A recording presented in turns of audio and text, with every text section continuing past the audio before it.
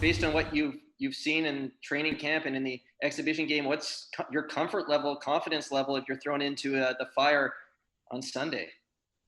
Yeah, we'll see. I mean, my confidence level is obviously getting higher and higher each day, and obviously, being thrown in with good players during camp would definitely help my ability and just comfortability as well. And getting to know the guys off the ice too definitely helps on the ice. And just learning a lot from all these guys and asking a lot of questions definitely helps me. And as far as if I play Sunday, I know my comfortability and my confidence will be a little bit higher after these couple practices for sure.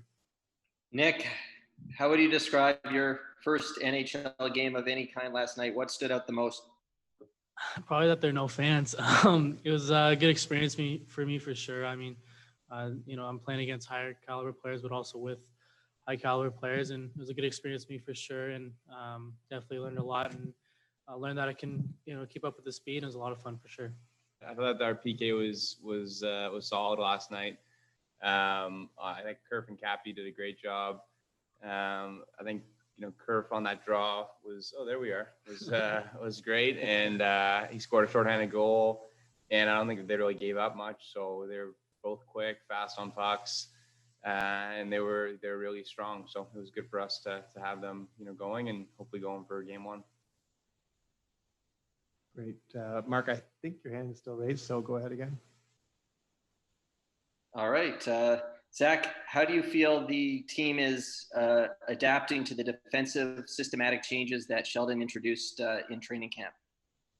I think we're doing well. I don't think we gave up too much last game.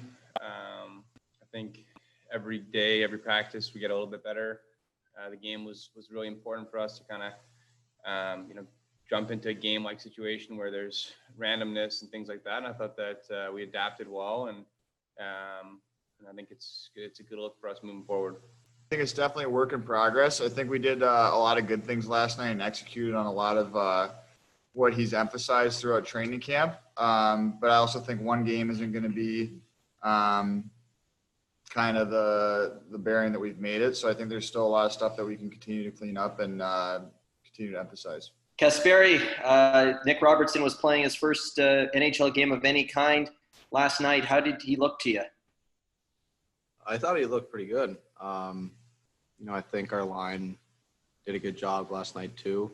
But for sure, brings a lot of energy. He's shooting the puck. He was making plays. He got an assist. So for his first game, it was a good one. The things that I thought were positive, just in terms of how he worked to come back to our end, I thought a lot of times, there might have been some issues with some of our reads or some of our details defensively, but we had enough people in spots to be able to break up plays, and we protected our net fairly well as a result. That's a priority for us, and then, a lot of the other things that I thought that weren't very good. So, it's, in that exhibition game, we knew it wasn't going to be perfect, but the areas that we've been focusing on the most, we saw some positive signs in. Thank you. We'll go for final question. Mark Masters, TSN. Back in. Sheldon, what has been your assessment of Riley and Dermott when they've been out together? What's your comfort level with them as a pairing?